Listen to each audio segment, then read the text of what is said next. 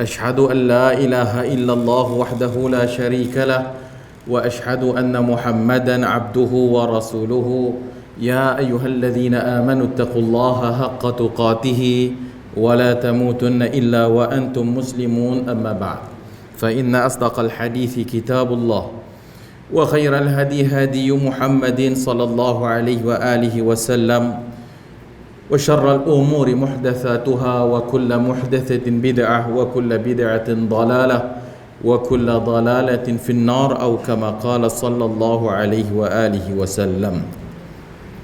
Kita dalam Riyadhus Salihin oleh Al-Hafidh Al-Imam An-Nawawi rahimahullahu ta'ala anhu, babu at-tawadu'i wa khafdil janah lil mu'minin.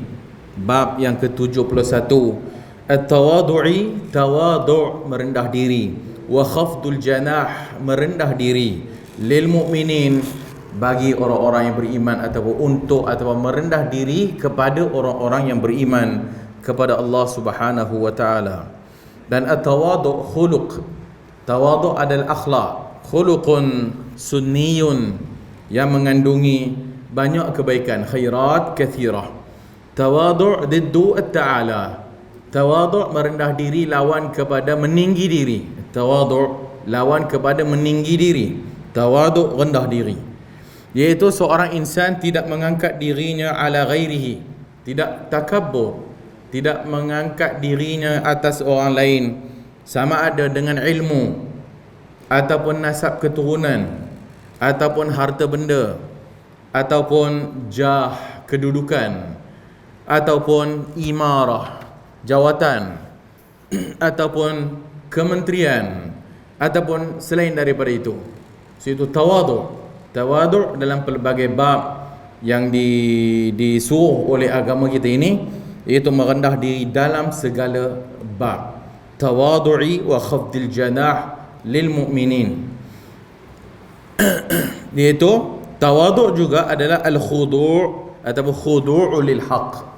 Tawadu' juga adalah tunduk kepada kebenaran. Itu tawadu'. Tawadu' adalah tunduk kepada kebenaran. Wa inqiyadulah, dan mengikuti kebenaran. Wa qabuluhu mimman qalahu fir ridha wal ghadab, dan menerima daripada siapa saja, sama ada kita suka ataupun tak suka, kena terima. Fahuwa wa huwa khafdul janah, merendah diri, merendah sayap, khafdul janah. Walinul janib, berlembut. Wa huwa an la tara li nafsika qimatan fawqa al-ibad, iaitu kamu melihat bahawa diri engkau itu tak ada nilai di hadapan para hamba Allah Ta'ala. Itu tawadu'. Wa huwa an la tara li ahadin ila nafsika hajatan, wa huwa yaqa' ala darbain, ahaduhuma mahmud wal akhar madhmum.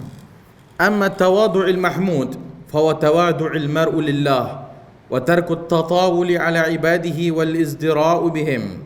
Amma tawadu' al madhmum fa huwa tawadu' al mar'u lidhi ad-dunya raghbatan fi dunya.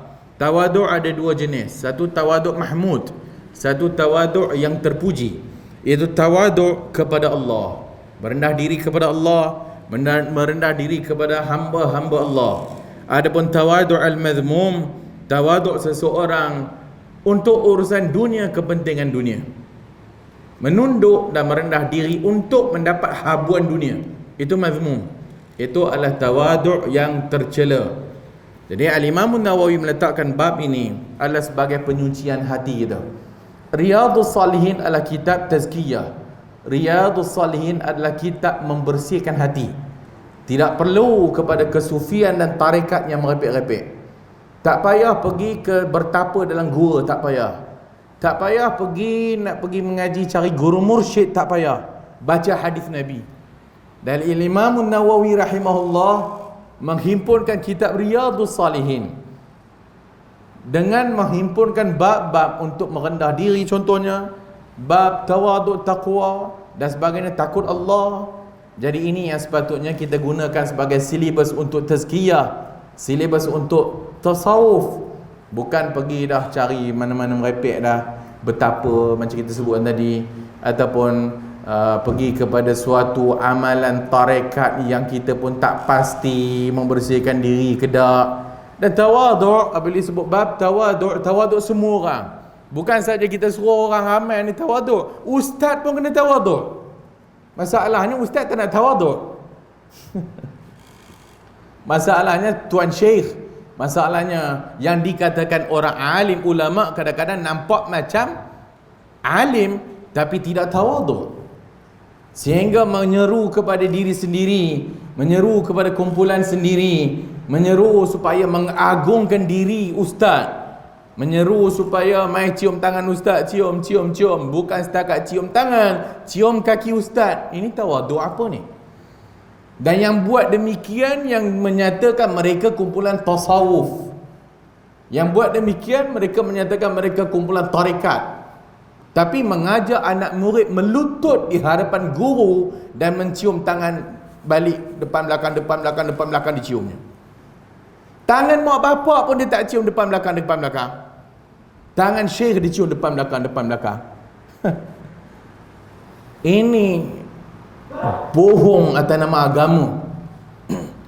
Tah mana datang belajar, mana tiba-tiba jadi tuan guru pondok. Ada seekor dekat Perak ni, belajar tak lulus, kemudian buka mahad tahfiz, kemudian ajar anak murid ni melutut dan cium tangan. Ni apa benda tasawuf apa ni?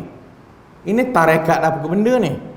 Yang tak pernah diajar oleh Nabi kita, tak pernah dibuat oleh Abu Bakar mencium kaki Nabi, tak pernah dibuat oleh Umar cium kaki Nabi, tak pernah dibuat oleh Umar, Uthman dan para sahabat cium kaki Nabi, tapi dibuat oleh orang Yahudi yang datang kepada Nabi cium kaki Nabi.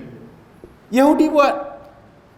Itu dalil yang digunakan untuk cium kaki syekh. A'udzubillah. Ambil hadis seorang Yahudi datang jumpa Nabi kemudian cium kaki Nabi, itu dalil cium kaki tuan syekh. Abu Bakar buat tak buat, Umar tak buat, Uthman tak buat, Ali tak buat. Asyara mubasyirina bil jannah, 10 orang yang dijanji syurga tak pernah cium kaki Nabi. Tiba-tiba ni yang dikatakan tarekat kesufian mengajak anak murid melutut, mengesot macam-macam. Maka ini bukan menyeru kepada tawaduk. Ini kena talbisul iblis. Ini kena dikelabui oleh setan. Maka setan pun ajar ataupun setan pun mentalbis tuan syekh, sehingga dia rasa oh dia besar sangat, maka akhirnya jadi wali lah. Akhir jadi wali Allah lah.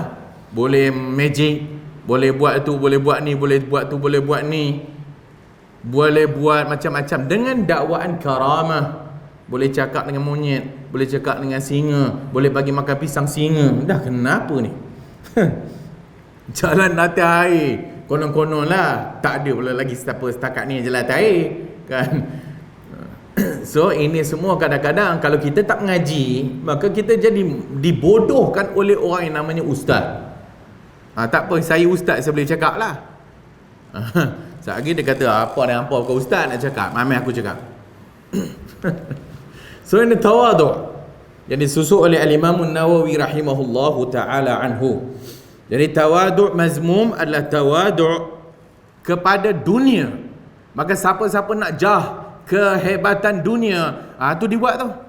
Ini tawaduk mazmum. Tawaduk nak orang angkat dia sebagai orang alim.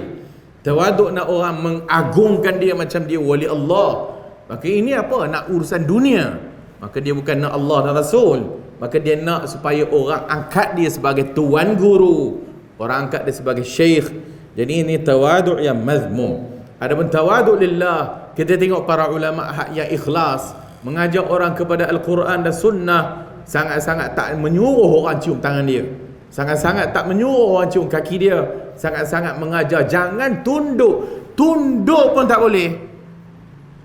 Sehingga para ulama menyatakan kepada ibu bapa pun jangan tunduk, tapi duduk bagi separas dengan mak ayah, angkat tangan ibu, angkat tangan mak bapak, cium. Supaya kita tidak dalam bentuk rukuk. Rukuk hanya untuk Allah, supaya manusia tidak rukuk kepada makhluk. Maka ini yang disebut oleh ulama ahli sunnah. Tapi ulama ahlul bid'ah tak. Lagi kau boleh ni, kalau daripada pintu sana boleh mengesot, jilat lantai sampai kaki syekh, eloklah. Maka kita semua ni dibodohkan oleh orang-orang yang namanya orang agama. So jangan nak tertipu Jangan nak minum air ludah Tok Syekh. Jangan. Jangan. Mana nak berkat aku ludah. Pui, ludah dan mulut. Jangan. Jangan minum air kaki Tuan Syekh. Jangan. Tak diajar oleh agama. Kalau datang dari Nabi, okey.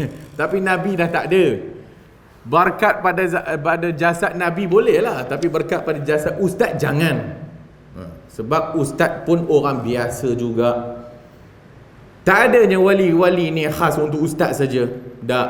Wali Allah tidak ada jawatannya hanya untuk ustaz saja. Wali Allah untuk setiap orang yang beriman dan bertakwa. Boleh jadi wali Allah. Alladzina, orang-orang yang beriman, wa kanu yattaqun, dan orang bertakwa. Lagi kuat imannya dan lagi kuat takwanya, kana lillahi waliya, maka dia bagi Allah itu adalah wali Allah. Itu Al-Quran sebut. So wali Allah siapa dia? Wali Allah orang beriman dan orang bertakwa. Itu je. Siapa-siapa kita boleh jadi wali Allah. Bahkan semua kita adalah wali Allah. Kerana orang yang beriman itu adalah wali Allah. Orang beriman walinya Allah, dan orang beriman walinya sesama mukmin. Itu wali. Kita tak mau pemahaman wali terbang di udara, tak mau. Kita tak mau wali boleh terbang, boleh jalan atas air. Tak payah, usah merepek. Bukan kita menafikan karamah. Karamah ada, ahli sunnah mengisbatkan karamah. Tapi zaman sekarang karamah semua menipu saja. Setiap hari boleh karamah. Ini merepek. Wali Allah karamah yang dia ada pun dia tak tahu dia ada karamah. Wali Allah dia pun tak minta ke Allah nak ada karamah. Kita ada cerita Rabi'atul Adawiyah. Ni orang duk sibuk sufi-sufi tarekat ni. Rabi'atul Adawiyah selalu nama yang dikaitkan dengan tarekat ataupun kesufian. Rabi'atul Adawiyah. Rabi'atul Adawiyah hidup pada zaman tabi'in. Rabi'atul Adawiyah dia ada, dia punya anak saudaranya. Satu hari anak saudara dia tanya kepada dia, "Wahai makcik," anak saudaranya namanya Zulfa. Dia tanya, "Wahai makcik, kenapa makcik tak suka orang jumpa makcik?" Dia kata, "Nak buat apa? Buat apa orang datang nak jumpa aku? Bukan ada hajat pun guna kat mereka. Yang mereka tahu datang rumah aku, kemudian bawa cerita yang aku tak buat." Kata Rabi'atul Adawiyah, bawa cerita yang aku pun tak buat benda tu, iaitu benda karamah lah, benda pelik-pelik ni. Dia kata Rabi'atul Adawiyah ada karamah. Rabi'atul Adawiyah kata dia tak mau, dia tak suka jumpa orang. Sebab bila orang datang jumpa dia je, balik bawa cerita merepek. Apa nama dia pernah satu hari orang cerita, Rabi'atul Adawiyah itu wali Allah. Dalam rumah dia satu hari itu dia masuk je rumah mesti ada rezeki, ada makanan banyak. Sampai cerita tu dekat Rabi'atul Adawiyah, pelik sungguh pok-pok ni, dia kata. Kalau ada betul lah makanan, aku masuk rumah ada makanan, aku masuk rumah ada makanan. Macam kes Maryam kan, dalam Quran cerita Maryam.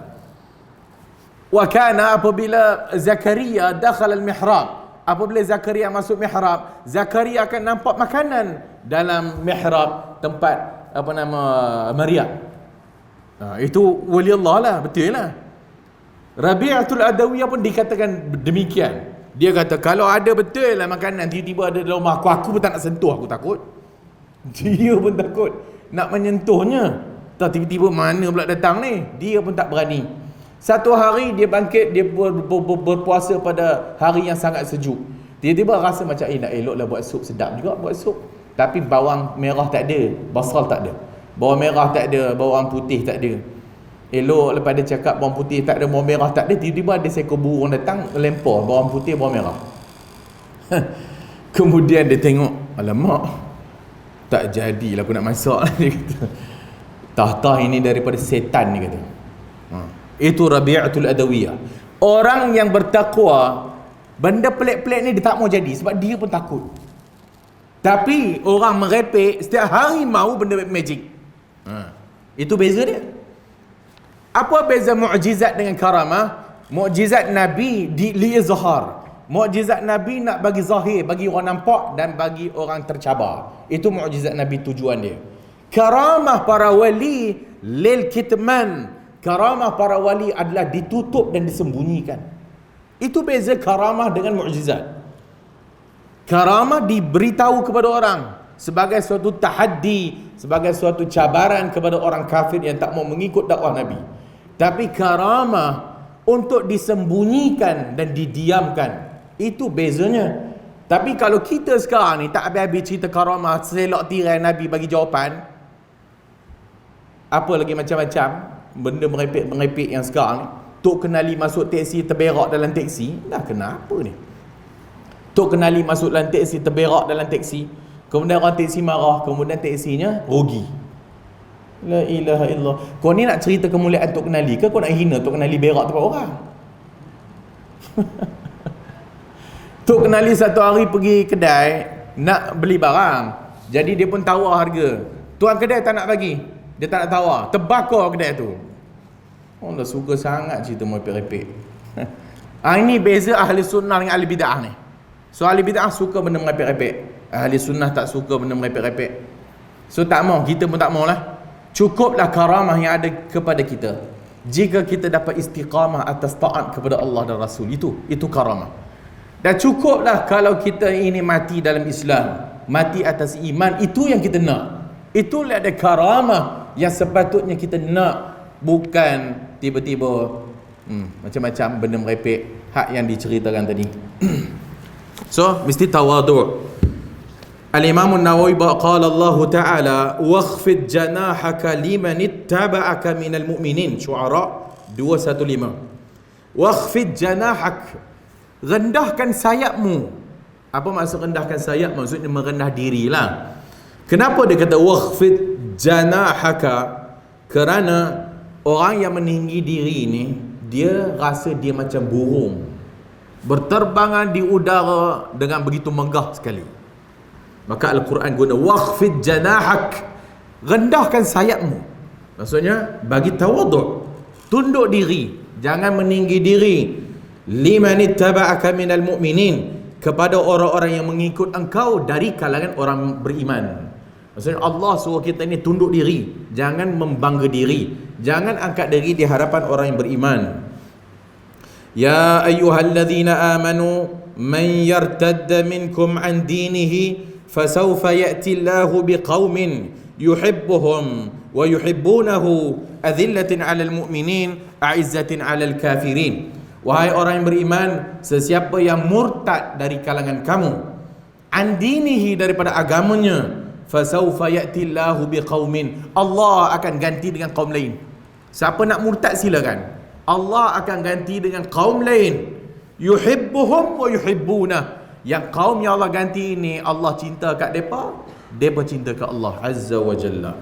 Adzillatin 'alal mu'minin, sangat merendah diri dan berlemah lembut kepada orang yang beriman. A'izzatin 'alal kafirin, dan berasa megah diri atas orang kafir. So, kat mana yang boleh kita angkat diri? Depan orang kafir. Depan orang kafir boleh angkat diri, depan orang mukmin merendah diri. Allah suruh kita ni sesama mukmin merendah diri dan berlembut bersama orang mukmin, bersama orang kafir tegas. Jangan bagi muka ke orang kafir. So ini yang Allah ajar dalam surah Al-Maidah 45. Sehingga Nabi kata la tabda'u, jangan mulakan salam bagi puak-puak Yahudi dan Kristian. Jangan bagi salam kat puak-puak Yahudi dan Kristian. Tapi kalau dia orang bagi salam kat kita, jawab. Kalau orang Yahudi Kristian bagi Assalamualaikum, jawab Waalaikumsalam. Adapun kita tak memulakan salam kepada orang kafir. Ini sebagai bentuk izzah, kemuliaan orang mukmin atas orang kafir. Qala ta'ala ya ayuhal nas inna khalaqnakum min zakarin wa unsa wa ja'alnakum syu'uban wa qabaila lita'arafu. Ayat selalu kita dengar, surah Al-Hujurat ayat 13. Wahai manusia, kami jadikan kamu semua daripada laki dan perempuan, dan kami jadikan kamu semua syu'uban wa qabaila. Syu'ub, bangsa-bangsa, wa qabaila, qabilah-qabilah. li ta'arafu, untuk berkenal antara satu sama lain, bukan berbangga antara satu sama lain. Bukan berbangga-bangga kita orang Melayu kena bangga atas orang Arab. Tak disuruh. Kita orang putih kena bangga atas orang kulit hitam. Tak, Islam tak bagi. Kita tujuan Allah cipta pelbagai puak, pelbagai bangsa, pelbagai kabilah, hendaklah ta'arafu, berkenal-kenalan, bukan berbangga-bangga. Inna akramakum indallahi atqakum, dan sesungguhnya yang paling mulia di sisi Allah adalah orang yang paling takwa kepada Allah. Lagi takwa, lagi mulia di hadapan Allah Ta'ala. Begitu juga para wali Allah. Syekh al-Islam Ibn Taymiyah bahagi manusia tiga. Satu, mu'min asi, orang Islam tapi bermaksiat kepada Allah. Yang kedua, muqtasid, orang Islam mukmin yang mendekatkan diri kepada Allah dengan wajib je, sunat dia tak buat. Dan yang ketiga, as-sabiqun bil khairat, orang-orang yang berlumba-lumba kepada kebaikan. Hak ni bukan fardu saja dia buat, hak yang sunat pun dia buat. Kesemua mereka wali Allah. Kesemua mereka adalah wali Allah. Mukmin, muslim, asi, dia bermaksiat kepada Allah tapi dia tetap beriman kepada Allah. Iman dia tu menyebabkan Allah masih menjadi wali kepada dia. Apa maksud wali? Pelindung kepada dia. Orang berikutnya muqtasid, orang yang mendekatkan diri dengan fardu, sunat dia tak buat. Juga tingkatannya lebih tinggi daripada yang tadilah. Dan yang paling tinggi, orang yang bersegera, berlumba-lumba kepada kebaikan, itu yang paling tinggi. Maka wali Allah juga bertingkat-tingkat. Lagi iman kuat, lagi takwa kuat, lagi walinya di sisi Allah lagi kuat. Dan untuk menjadi wali Allah, amalan fardu dijaga. Lepas amalan fardu, banyakkan amalan sunat, hatta uhibbahu, sampai aku mencintainya. Apabila Allah mencintainya, Allah bersama pendengaran yang dia dengar dengannya, Allah bersama penglihatan yang dia melihat dengannya, Allah bersama tangan yang dia gunakan dengannya, Allah bersama kaki yang dia melangkah dengannya. Wa idza sa'alani, bila dia minta kepadaku akan ku mustajabkan, dan bila dia minta lindung kepadaku akan ku lindungi dia. Itu wali Allah. Itu wali Allah. Macam mana? Amalan fardu dijaga, amalan sunat dibanyakkan. Maka lagi tinggi tingkatan wali Allah di sisi Allah Azza wa Jalla. Berikutnya Allah kata, "Fala tuzakku anfusakum huwa a'lamu biman ittaqa."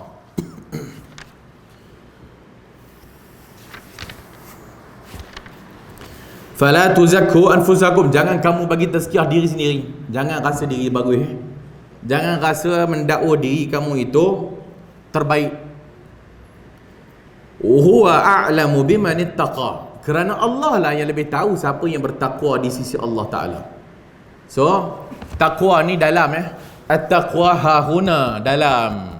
At-taqwa bukan kat kopiah, at-taqwa bukan kat jubah, at-taqwa bukan pakai serban, at-taqwa bukan pakai seluar jeans, at-taqwa bukan pakai seluar baju t-shirt. Tak. At-taqwa dalam. So bila at-taqwa dalam, boleh tak kita kata dia tu wali Allah? Boleh tak? Fulan waliullah, dia ni wali Allah. Tak boleh, sebab tak ada siapa tahu. Tak ada siapa tahu. Wali Allah tak ada siapa tahu, melainkan Allah Ta'ala saja yang tahu siapa wali Allah. Dia Allah Ta'ala saja yang tahu. Kerana at-taqwa amalan hati. At-taqwa amalan hati. Orang kaya ke dia, orang miskin ke dia boleh jadi wali Allah. Orang tua ke dia, orang muda ke dia boleh jadi wali Allah. Siapa-siapa pun boleh, macam kita sebut tadi, dengan ketakwaan. Lagi takwa dia, lagi kuat dia sebagai wali kepada Allah Azza wa Jalla. Wa qala ta'ala, wa nada ashabul a'raf rijalan ya'rifunahum bisimahum qalu ma aghna ankum jam'ukum wa ma kuntum tastakbirun ahaula'i alladhina aqsamtum la yanaluhumullahu birahmatin udkhulul jannata la khawfun alaikum wala antum tahzanun. Al-A'raf 48 dan 49. Allah cerita dalam surah Al-A'raf ini adalah Ahlul A'raf. Apa dia Ahlul A'raf ni? Ahlul A'raf atau Ashabul A'raf adalah qaumun suatu kaum yang amalan kebaikannya sama dengan amalan keburukan dia. Itu Ahlul A'raf. Surah Al-A'raf menceritakan suatu golongan yang amalan baik dia sama dengan amalan buruknya. Maka dia ni dekat tengah-tengah antara syurga dan neraka. Antara syurga dan neraka. Fala yadkhulunal jannata, tak masuk syurga, wala yadkhulu an-nar, dan tak masuk neraka. Dia di atas Al-A'raf. A'raf ni satu tempat tinggi, sama ada dinding jidar ataupun ada suatu kawasan tinggi antara syurga dan neraka. Dia duduk tengah-tengah, dia tengok ahli syurga dan dia boleh nampak ahli neraka. Ini Ahlul A'raf. Wa nada ashabul a'raf rijalan la ya'rifunahum bisimahum qalu ma aghna ankum jam'ukum wa ma kuntum tastakbirun. Dia tengok kepada ahli neraka. Ni ahli al-a'raf duduk tengah-tengah ni. Dia tengok kepada ahli neraka dan dia kenal ahli neraka dengan bisimahum, dengan dia punya lambang ahli nerakanya lah. Qalu ma aghna ankum jam'ukum. Semua yang korang buat dekat dunia, menghimpun harta, menghimpun geng-geng, tentera, semua tak memberi faedah kepada hampa, dia kata. Dia kata kepada ahli neraka, tak bagi faedah. Ma aghna ankum jam'ukum wa ma kuntum tastakbirun. Dan sombong pula tu. Ni orang kafir ni. Orang kafir dia sombong dekat dunia. Aha ula'il ladzina aqsamtum la yanaluhumullahu birahmatin. Orang kafir tengok para sahabat Nabi pada waktu itu, ataupun orang mukmin Muslim, apa dia berkata? Apa orang kafir kata kepada orang-orang yang beriman ni? Ini ke dia ahli syurga? Ni orang kafir kata, ini dia ahli syurga ni. Dia tengok kepada orang beriman, dia kutuk. Dia tengok orang beriman, dia main-main. Dia kata orang gila. Ni nak masuk syurga, pirah. Macam itulah orang-orang kafir. Dalam banyak ayat-ayat Al-Quran, Allah Ta'ala ceritakan tentang perangai mereka ni. Maka orang Ahlul A'raf ni tadi tengok kepada ahli neraka, dia kata, mana dia? Mana yang korang duk himpun harta, duk himpun tentera, duk rasa macam bagus sangat, duk ngutuk orang sebelah sini ahli syurga ni. Mereka masuk syurga, hampa? Itu Ahlul A'raf. Dan Ahlul A'raf ni, al-makan al-murtafi', tempat yang tinggi antara syurga dengan neraka ni, laisu fil jannah wa laisu fil nar. Mereka ni bukan dalam syurga, bukan dalam neraka. Wa hum yattali'una ila haula wa ila haula. Dan dia tengok ahli syurga dan dia tengok ahli neraka. Kemudian wa fin nihayati yadkhuluna al-jannah. Tapi akhirnya akan masuk syurga juga. Akhirnya akan masuk syurga juga. Ini beza dengan Mu'tazilah ni. Mu'tazilah dia ada juga duduk tengah-tengah. Manzilatu bainal manzilatain. Orang-orang yang contohnya yang kita cerita budak mati kecil tu. Budak mati kecil tak masuk syurga kerana tak ada amalan. Dan dia tidak masuk neraka sebab tak ada dosa yang dia buat. Mu'tazilah kata dia duduk tengah-tengah.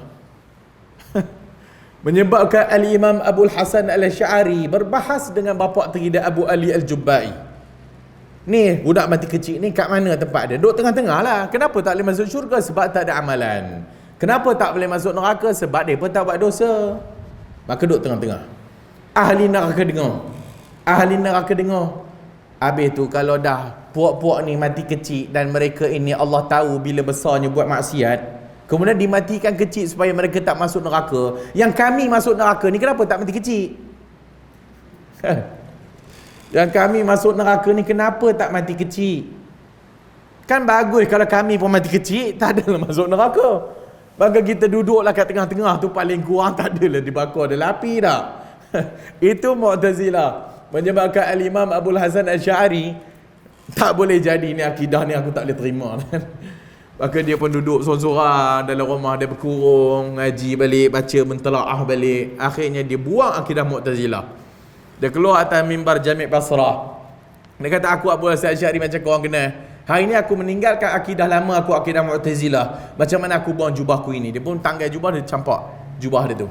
Maka dia keluar daripada akidah Mu'tazilah setelah 40 tahun dalam akidah Mu'tazilah.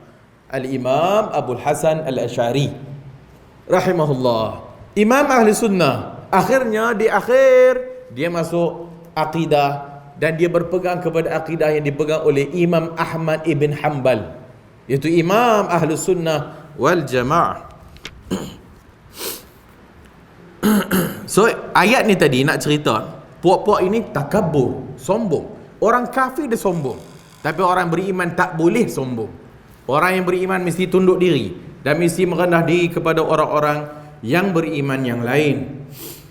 Berikutnya hadis wa an Iyad ibn Himar radhiyallahu anhu qala qala Rasulullah sallallahu alaihi wa alihi wasallam inna Allah auha ilayya an tawada'u hatta la yafkhara ahadun ala ahadin wa la yabghi ahadun ala ahad.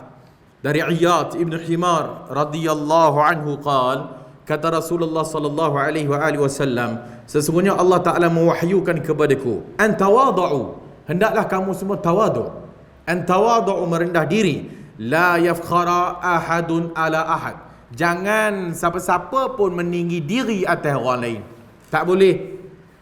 Wala yabghi ahadun ala ahad, dan jangan sesiapa pun menzalimi siapa-siapa, tak boleh. So hadis Muslim.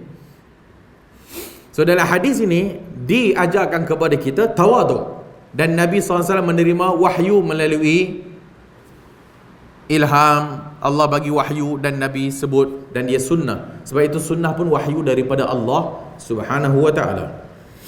Dan juga tawaduk itu adalah sebab akan tersebarnya sama rata, akan tersebarnya keadilan, akan tersebarnya ihsan bainan nas. Siapa tak tawaduk, bergaduhlah. Siapa tak tawaduk, maka menyebabkan orang, antara orang tak puas hati. Siapa tidak tawaduk, maka kita akan tidak berlaku ihsan kepada orang. Siapa yang tidak tawaduk, maka dia tidak berlaku adil kepada orang. So sebab itu dikata tawaduk adalah kunci kepada kebaikan seluruhnya. Al-kibru, dan orang yang sombong ini, maka dia akan melahirkan tafakhur, berbangga-bangga, dan akhirnya dia akan menzalimi orang lain. Maka itu sebab sombong. Setan jadi sesat sebab sombong. Setan jadi sesat sebab sombong. Sebab disuruh Adam sujud kepadanya, tak mau. Kerana Adam dicipta dari tanah yang pada dia hina. Yang pada dia hina. Maka dia daripada api, dan dia bangga dia tu dari api. Takkanlah makhluk yang dicipta dari tanah, makhluk yang dicipta daripada api nak sujud kepada makhluk yang dicipta dari tanah. Wa an Abi Hurairah radhiyallahu anhu anna Rasulullah sallallahu alaihi wa alihi wasallam qala ma naqasat sadaqatun min mal wa ma zada Allahu 'abdan bi'afwin illa 'izza wa ma tawada'a ahadun lillah illa rafa'ahu Allah. Kata Abu Hurairah, Rasulullah sallallahu alaihi wa alihi wasallam bersabda, tidak akan kurang harta benda disebabkan sedekah. Tak akan kurang harta benda disebabkan sedekah. Bahkan sedekah itu akan mengayakan kita lagi. Setan akan mengelabui kita. Janganlah kamu ada 100 saja, kalau kau bagi dia 50 kan tinggal 50. 50 sikit ni. Nak cari bukan senang. Tu setan punya mainan. Kerana Allah kata asy-syaitan ya'idukumul faqr. Setan menjanjikan kamu kefakiran. Setan suruh jangan, nanti kau fakir. Wa ya'murukum bil fahsya, dan setan akan suruh kita buat benda keji. Dan adapun orang yang infak, wa ma anfaqtum min syai'in fa huwa yukhlifu. Siapa yang infak, Allah ganti. Siapa yang lagi infak, Allah ganti. Siapa keluar lagi, Allah ganti. Wa huwa khairur raziqin, dan Allah lah sebaik-baik yang bagi rezeki. Jangan takut infak. Infak Allah ganti. Ada ganti. Yakin. Tapi kalau kita duk infak habis harta aku ni, maka itu adalah mainan syaitan. Wa an Anas radhiyallahu anhu annahu marra ala sibyanin fasalla. Satu lagi. Wa ma zada Allahu 'abdan bi'afwin illa 'izza, dan Allah tidak akan menambah kepada seorang hamba yang memaafkan orang melainkan kemuliaan. Ini satu lagi. Maafkan orang. Banyak kali dah kita sebut. Maafkan orang, tak rugi. Maafkan orang, Allah akan tambah kita kemuliaan. Walaupun nampak pada zahirnya orang yang minta maaf nampak lemah. Tak apalah, kita minta maaf je lah. Nak buat macam mana? Dah dia tak nak minta maafkan kita maafkanlah dia walau kita tak bersalah. Nampak lemah tak? Tak. Di sisi Allah tambah kemuliaan, menambah kemuliaan. Tapi para ulama sebut, kalau sekiranya memaafkan seseorang itu tidak mendatangkan kebaikan bagi orang itu, bahkan menambahkan fasadan, bahkan menambahkan keburukan, jangan maafkan. So ada beza. Kalau kita maafkan dia, dengan sebab kita maafkan dia, dia bertukar akhlaknya jadi orang yang baik, disebabkan kita maafkan dia. Maafkan dia itu lagi bagus. Tapi kita tahu dia ni dah banyak kali buat perangai dengan orang ni, dia buat jahat dengan orang lain, semua orang maafkan dia, tapi dia buat dengan orang lain pula, dia buat jahat dengan orang lain pula. Lagi maaf, lagi jahat dia buat. Jangan saman. Tak apalah, aku maafkanlah. Lagi dia pula saman kita. Contohlah kan. Orang macam ni tak ada maaf bagimu, boleh belah. Orang macam ni kita nak tuntut hak kita. Tapi kalau dengan memaafkan itu mendatangkan kebaikan, maka itu disuruh kita maafkan. Dan jadilah sebagai orang pemaaf, kerana Allah Ta'ala itu afu. Allah itu afu, dan Allah suka afwa. Kita duk baca Ramadan Allahumma innaka afuun tuhibbul afwa fa'fu anni. Ya Allah, maafkanlah aku, engkau suka orang maafkan, maafkanlah aku. Tapi orang minta maaf dengan kita, sorry. Kita nak Allah maafkan kita, kita sendiri tak kerti maafkan orang, kan tak malu namanya. Kita nak Allah maafkan kita, tapi kita sendiri tak pandai memaafkan orang lain. So Allah al-afu, Allah itu pemaaf. Orang mukmin sepatutnya meniru supaya kita ni memaafkan orang. Oh, kan Nabi pun maafkan umat, kena kat kita. Memang Nabi maafkan umat. Tapi kalau kita kena orang lain, Nabi ni balas dendam. Nabi memaafkan umat. Ambil lah contoh Nabi tak. Wa ma tawada'a ahadun lillah illa rafa'ahu Allah. Dan tak ada orang yang tunduk kepada seseorang, tak ada orang yang tunduk kepada ahadun lillah kerana Allah, melainkan Allah angkat dia. So tawaduk, Allah angkat. Kalau orang meninggi diri, Allah hinakan dia. Wa an Anas radhiyallahu anhu annahu marra ala sibyanin fasallama alaihim qala kana an-nabiy sallallahu alaihi wa alihi wasallam yaf'aluh. Dari Anas radhiyallahu anhu, Nabi lalu dekat budak-budak Sibyan. Nabi lalu dekat budak-budak dan Nabi bagi salam kat budak-budak. Fasallama alaihim. Qal, kata Anas, kana an-nabiy sallallahu alaihi wasallam yaf'aluh, adalah Nabi buat demikian. Hadis ni Al-Bukhari wa Muslim. Istihbabus salam ala sigar. Maka Islam ajar kepada kita, orang tua-tua ni, bagi salam kat budak-budak. Dan Nabi bagi salam kat budak-budak. Sebagai contoh, nak tunjuk tawaduk Nabi sallallahu alaihi wasallam.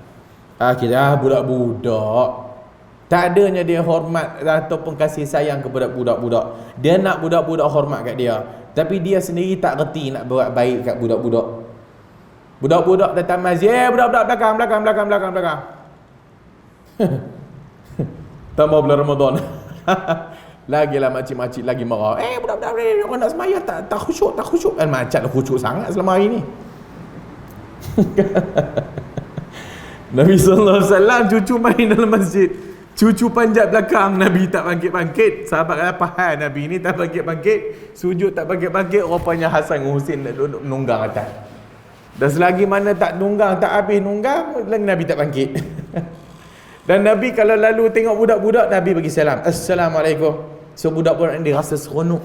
Pakcik-pakcik ni bagi salam kat kita lah kan. Budak dah rasa seronok lah. Budak pakcik-pakcik bagi dia, layan dia elok-elok. Budak suka lah. So masjid budak-budak belakang, budak-budak belum khatan belakang, sekali signboard belakang. Pergi konsert budak-budak depan. Pergi konsert budak-budak depan, tengok wayang budak-budak depan. Masjid belakang. Tak sunat. Awak hancur kan tak sunat? Kok ada orang tua yang tak sunat lagi ada? Masuk masjid kita cek, okey, sunat depan. Sunat depan. Tak boleh lah kan. So istihbab bagi salam kepada budak, wa tadrib ala adab syar'iyyah, dan mengajar dekat adab syar'i. Dan para sahabat juga sangat nak tiru Nabi, mutaba'at Rasul. Maka Anas bagi salam kat budak-budak. Dan bila orang tanya, dia kata Nabi buat. Aku pun nak buat juga, bagi salam dekat budak-budak. Dan bagi salam ni, bagi salam sunat, jawab salam fardu. Bagi salam sunat, jawab salam fardu. Tapi para ulama sebahagian kata, maka bagi salam yang sunat itu lebih afdal dari yang fardu yang menjawab tu. Kenapa? Para ulama menyatakan amalan fardu confirm Allah lebih suka daripada amalan sunat. Itu confirm macam hadis yang kita baca tadi. Hadis wali Allah, Allah suka amalan fardu lebih dari amalan sunat. Tapi para ulama bila tengok bab salam ni, dia kata hak yang bagi salam sunat itu lebih afdal dari hak yang fardu jawab salam. Kerana tak datang yang fardu itu, datangnya lepas yang sunat tu. Maka apa-apa amalan fardu yang datang daripada ataupun yang terbina daripada yang sunat, maka yang sunat itu afdal daripada yang fardu. Adapun yang lain, fardu lebih afdal lah daripada yang sunat. Maka para ulama sebutkan ibtida'u salam, maka memulakan salam itu lebih afdal daripada menjawab salam. Kerana menjawab salam yang fardu itu terbina daripada hak yang sunat. Dan bagi salam ini sunnah Rasulullah. Bagi salam sunnah, dapat pahala sunnah. Kita disuruh jumpa orang bagi salam, jumpa orang bagi salam. Kalau boleh kita bagi salam dulu, supaya mengikut sunnah Rasulullah sallallahu alaihi wasallam. Sehingga begitu sangat Nabi menekankan bagi salam ini dalam sebuah hadis. Nabi sallallahu alaihi wasallam menyatakan, "Iza laqiya ahadukum akhahu falyusallim alaihi." Apabila salah seorang kamu bertemu dengan saudaranya, maka bagi salamlah kepadanya. Fa in kanat bainahuma syajarah, kalau sekiranya terpisah depa itu dengan pokok, au jidar ataupun dinding, au hajarun ataupun batu, summa laqiyahu, kemudian jumpa pula kat depan, maka falyusallim alaih, bagi salam lagi.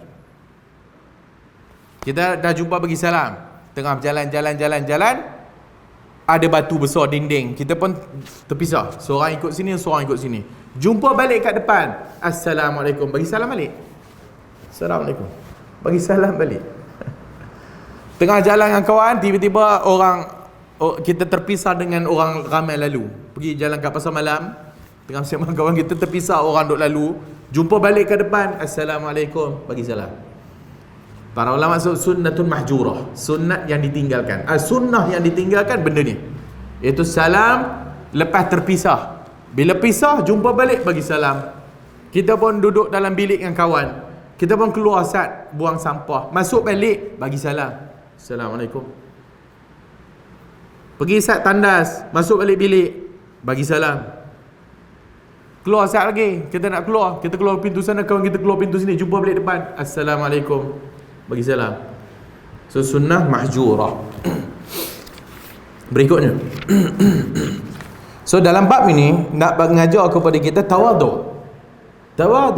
Orang besar, orang tua bagi salam kat budak-budak tawaduk. Dan Nabi bagi salam mengajar dirinya untuk tawaduk, supaya tak berawi. Dia Rasulullah, dia pesuruh Allah dan dia kekasih Allah, tapi dia bagi salam yang budak-budak. Wa anhu, juga dari Anas, qala in kanatil amatu min ima'il madinati la ta'khudhu bi yadin nabi sallallahu alaihi wasallam fatantaliqu bihi haitsu sya'at. Daripada Anas, in kanatil amatu min ima'il madinah, ada budak-budak perempuan datang jumpa Nabi, pegang tangan Nabi, mehlah, budak panggil Nabi, meh, Nabi layan. La ta'khudhu bi yadin nabi, dia pegang tangan Nabi, fatantaliqu bihi haitsu sya'at, Nabi ikut budak ni mana dia nak pergi. Budak pegang tangan, macam anak kita lah, duk pegang tangan, mehlah sekejap, dia nak tunjuk something kan, ikutlah, ikut dia. So Nabi buat macam tu, budak Madinah, budak perempuan pegang tangan Nabi, Kemudian nak tunjuk something, bawa tarik tangan Nabi ni, mai ikut. Nabi ikut. Tawaduk Nabi sallallahu alaihi wa alihi wasallam.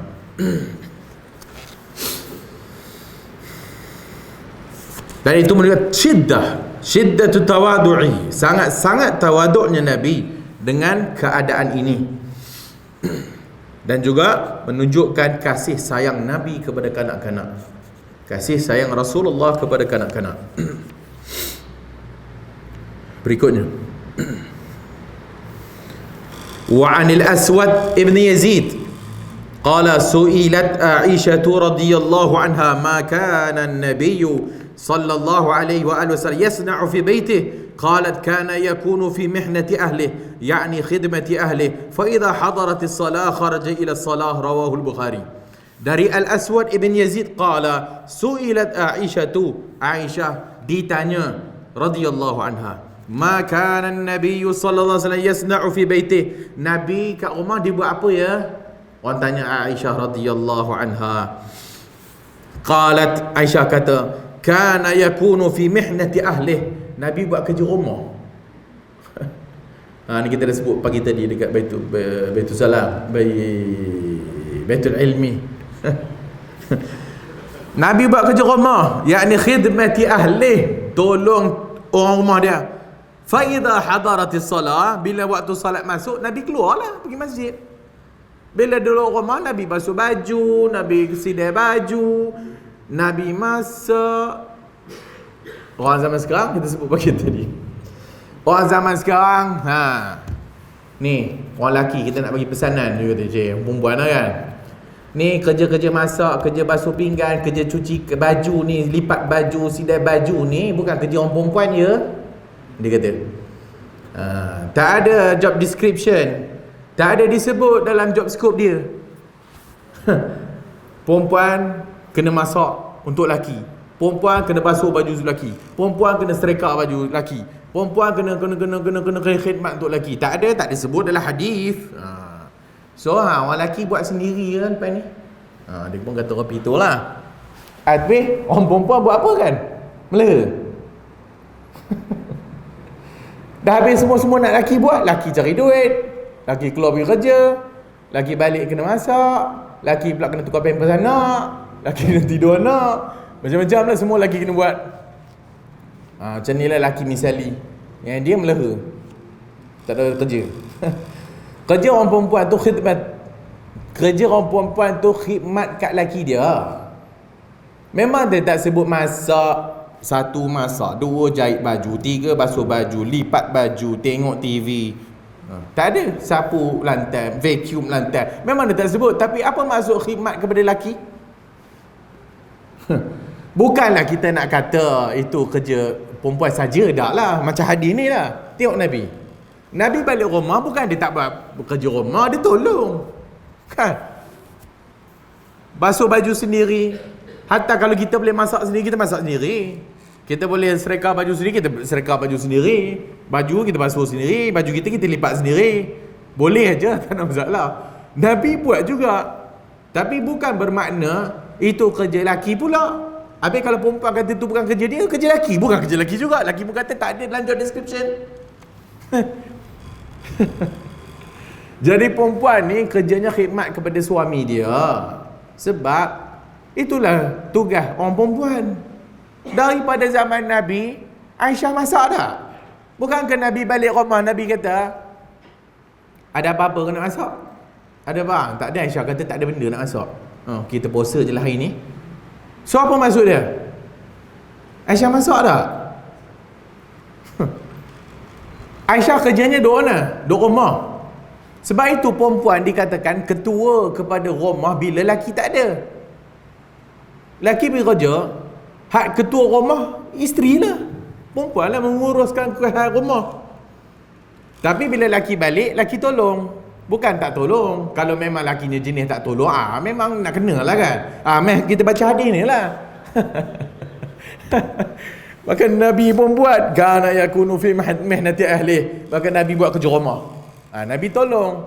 Tapi bila sampai ada azan, time solat, laki kena keluar lah pergi masjid. Jangan lepas kita jemaah kat rumah je lah. No. Tu kerja laki kena pergi masjid. Ada semayang pula jemaah dengan bini dah, tak nama jemaah namanya. Itu semayang seorang-seorang. So, walaupun tak disebut, tapi apabila disebut khidmat kepada suami, itulah dia kerjanya. Dan laki menolong isteri dalam melakukan kerja rumah.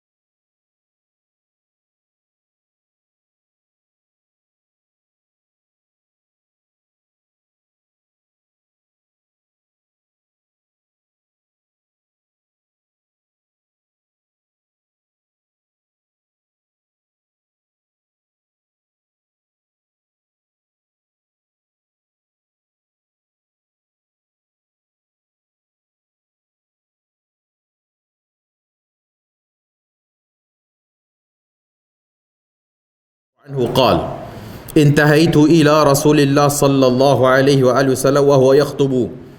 Kata Rifa'ah, Abi Rifa'ah Tamim ibn Usaid radhiyallahu anhu, aku menuju kepada Rasulullah sedang dia berkhutbah, sedang dia bagi talk, tengah bercakap. Faqultu ya Rasulullah, wahai Rasulullah, rajulun gharibun, ada seorang datang dari jauh, orang asing. Ja'a yas'alu an dinihi, nak bertanya tentang agama dia. La yadri ma dinuh, yang dia agak confused tentang benda yang agama dia lah, dan dia nak tanya kepada Rasulullah sallallahu alaihi wasallam. Nabi tengah khutbah. Fa aqbala alayya Rasulullah sallallahu alaihi wasallam, Nabi tengok ke aku. Wa taraka khutbatahu, dan Nabi tinggalkan tadi khutbahnya tu tadi, hatta intaha ilayya. Fa utiya bi kursi faqa'ada alaih wa ja'ala yu'allimuni mimma 'allamahu Allah. Dia ngadu kat Rasulullah, aku ada soalan nak tanya ni tentang agama ni. Maka Nabi pun tengok, dan Nabi tinggal sekejap khutbah dia, dan Nabi bubuh kursi depan dia, duduk depan dia. Faqa'ada alaih, duduk, wa ja'ala yu'allimuni mimma 'allamahu Allah. Dia pun ajar apa orang tu yang nak tahu daripada apa yang Allah Ta'ala ajar kepada Rasulullah. Summa ata khutbatahu fa atamma akhiraha. Kemudian Nabi sambung balik, dah selesai dengan orang ni tadi, Nabi sambung khutbah dia tadi. Nabi lihat kepada orang ada keperluan, dia nak tanya tentang agama, Nabi tinggal saat majlis dia, Nabi pergi jumpa kawan ni saat. Kerana mungkin kepentingan juga kawan ni tadi nak belajar tentang agama. Jadi Nabi tinggalkan start khutbah, Nabi pergi bawa kursi, duduk pula depan kawan ni tadi, kemudian Nabi ajar dia agama. Dan berikutnya lepas tu baru Nabi sambung balik. So kalau sekiranya ada keperluan yang mendesak dan sebagainya, kita tengok orang ni mesti kita jumpa, kalau tidak nanti kita rugi. So dia pun tinggal saat kita tunggu je, kita tangguh saat kuliah kita saat, kita jumpa saat orang tu kat luar, nanti sambung balik. So itu yang ditunjukkan oleh Rasulullah, itu tawaduk Nabi tengah ni. Kalau kita kau jangan kacau aku boleh tak, saat lagi boleh tak, tu kita lah. Berikutnya, wa an Anas radhiyallahu anhu anna Rasulullah sallallahu alaihi wa alihi wasallam kana idza akala ta'aman la'iqa asabahu thalath. Nabi sallallahu alaihi wasallam bila dia makan, dia akan jilat 3 jarinya. Itu Nabi makan dengan 3 jari, kemudian dijilat. Qala wa qala idza saqatat luqmatu ahadikum, bila makanan jatuh, falyumit anha al-adha, ambil yang jatuh tadi tu, buang kotoran, wal yakulha, makan, wala yad'aha lisyaitan, jangan tinggal untuk setan. Hadis ni kita dah baca dah sebelum ni. Wa amara an tuslat al-qas'ah, dan Nabi mengajarkan kepada kita juga untuk jilat pinggan. Macam mana jilat pinggan ni? Fa innakum la tadruna fi ayyi ta'amikumul barakah, kerana Nabi kata kita tak tahu mana ada barakat. Makanan ni ada berkat, makanan ada berkat. Sebab tu bila makan jangan ambil dari tengah, ambil dari tepi, kerana barakat turun dari ke tengah. Nabi makan dalam pinggan besar talam, kemudian sahabat duduk sekeliling lah. Jangan ambil kat tengah tu, ambil dari tepi, tarik sampai habis lah, kerana barakah turun dekat tengah makanan. Tapi kita atas pinggan kita makan tengah tu. Tapi yang pentingnya makanan ada barakah. Maka Nabi ajar kepada kita lepas makan jangan tinggal kat jari ni, jilat dulu. Kat pinggan tu, tak payahlah kat pinggan kopi ni, gunalah jari. Oh ada lagi kuah ni, ada lagi, jilat. Tapi orang kita kotor lah, tak sopan. Sedang tu sunnah. Dan Nabi bagi tahu kenapa? Kerana kita tak tahu mana satu makanan kita tu yang ada berkat. Boleh jadi hak yang berbaki kat tangan tu yang ada berkat tu. So sebab tu Nabi suruh jilat. Dan juga dari sudut kesihatannya juga para ulama sebut, disebut oleh para saintis, tak tahulah apa yang ada pada tangan kita ni, apa enzim ke benda tak yang menyebabkan cepat hadam. Tapi itu dari sudut saintifik lah kan. Tapi kita buat tu pertama sekali kerana Nabi buat. Kita buat kerana Nabi buat, dan Nabi suruh. Dan bila Nabi suruh dan Nabi buat, maka kita ikut kerana sunnah Rasulullah sallallahu alaihi wasallam. Yang keduanya, kalau sekiranya datang pula ada kebaikan dari sudut saintifik, itu bonus namanya. Kerana agama ini datang dari Allah. Allah yang Maha mengetahui. Dan ini juga menunjukkan bahawasanya tawaduk. Kalau orang sombong, makanan jatuh, kotor lah. Lain lah kalau jatuh lah lecah. Kau dah jatuh tenggelam dah lecah tu, okey lah, tinggalkan lah. Tapi kalau jatuh atas safrah ni, tengah buka puasa jatuh atas safrah ni, ataupun jatuh atas yang kapet ni ke, ataupun lantai kat luar tu, bukan kotor sangat pun, tiup lah, makan lah. Kerana setan ni kalau kita baca bismillah, dia tak boleh makan. Dia tunggu satu peluang waktu makanan jatuh. So bila makanan jatuh, itu peluang dia untuk makan. Jangan bagi setan kenyang, biar dia lapar. Berikutnya, wa an Abi, kita habis lagi 2 hadis kot. Wa an Abi Hurairah radhiyallahu anhu anin Nabi sallallahu alaihi wa alihi wasallam qala ma ba'atha Allahu nabiyyan illa ra'al ghanam. Qala ashabuhu wa ant? Qala na'am kuntu ar'aha ala qararit li ahli Makkah. Hadis ini telah pun lalu juga dalam bab sebelum ni, bab uzlah, iaitu Nabi kata tidak ada nabi yang diutuskan melainkan gembala kambing. Tak ada nabi yang diutuskan maka kerjanya gembala kambing. Kerana dalam pengembalaan kambing itu ada pelajaran yang banyak sekali. Maka Nabi ditrain. Sebelum jadi Nabi nak pegang tanggungjawab besar, jaga binatang tu, jaga kambing tu. Dan adakah engkau juga wahai Rasulullah? Ya, aku juga, aku ambil upah jaga orang Mekah punya kambing, Nabi kata. So boleh kerja ambil upah orang, tak ada masalah. Wa anhu, iaitu dari Abu Hurairah radhiyallahu anhu anin Nabi sallallahu alaihi wasallam qala law du'itu ila qura'in aw zira'in la ajabt wa la uhdiya ilayya zira'un aw qura' la qabaltu, rawahu al-Bukhari. Kata Nabi sallallahu alaihi wasallam, kalau aku dijemput untuk makan kaki kambing, kaki je pun, tinggal kaki. Qura' ataupun zira'. Zira' peha, qura' betis. Binatang mana ada lengan, binatang 4 kaki, hak yang belah bawah tu qura' belah bawah, zira' belah atas. So kalau Nabi dijemput makan kaki kambing je, bukan daging, kaki kambing, Nabi akan terima. Okay, no problem. Dan kalau ada orang bagi hadiah Nabi kaki kambing ni pun Nabi terima. Ini dah apa bagi kita kaki, bagilah batang pinang ke apa benda ke, adalah juga dagingnya. Ini kaki aku tak makan, itu kita lah. Orang bagi ambil, Nabi ambil dia tak pernah tolak. Itu tawadu'. Jangan rasa sombong sangat. Itu rezeki Allah bagi. Berikutnya, wa an Anas radhiyallahu anhu qala kuntu qala kanat naqatu Rasulillah sallallahu alaihi wasallam al-adba la tusbaq aw la takadu tusbaqu faja'a arabiyyun ala qa'udin lah فسبقها فشق ذلك على المسلمين حتى عرفه النبي صلى الله عليه وسلم فقال حق على الله أن لا يرتفع شيء من الدنيا إلا وضعه. Hadis yang terakhir, hadis Anas radhiyallahu anhu. Kanat naqatu Rasulillah, adalah unta Nabi tu namanya Al-Adba. Nabi dia suka bagi nama dekat kenderaan dia. Nabi dia suka bagi nama dekat senjata dia. Semua ada nama. Unta dia ada nama. Unta dia ada qaswa. Unta dia ada adba, hadis ni. Dan unta Nabi ada jada'a. Sebahagian para ulama kata adba dengan jada'a unta yang sama. Qaswa, unta yang Nabi naik waktu hijrah tu, itu qaswa. Namanya qaswa. Unta yang Nabi naik waktu hijrah, yang berhenti dekat tempat yang dibina Masjid Nabawi. Unta tu namanya qaswa. Unta hak ni unta lain Unta ni namanya adba. Dia ada adba, dia ada jada'a. Ulama khilaf. Adba dengan jada'a, ada kata unta yang sama, ada kata unta lain. So Nabi ada banyak kenderaan juga. So unta-unta Nabi ni ada nama. Yang dalam hadis kita ni Al-Adba, Nabi guna dia untuk lumba. Lumba kuda, lumba unta. La tusbaqu aw la takadu tusbaq.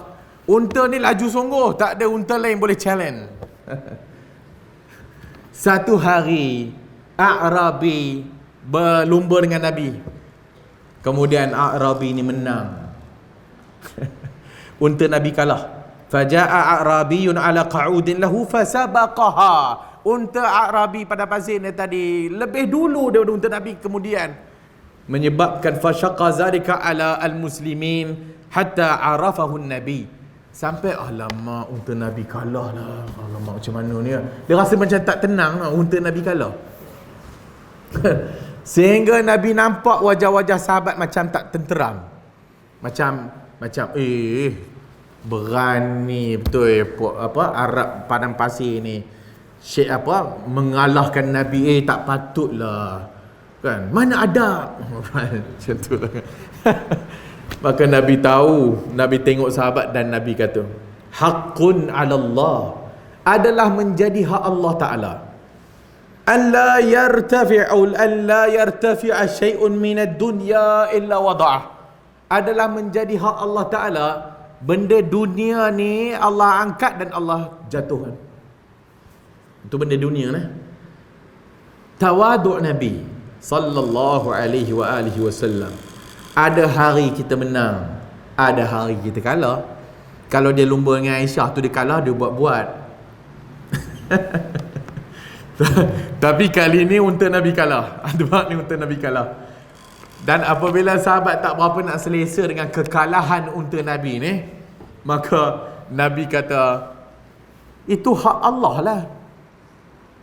Allah boleh bagi, Allah boleh tarik.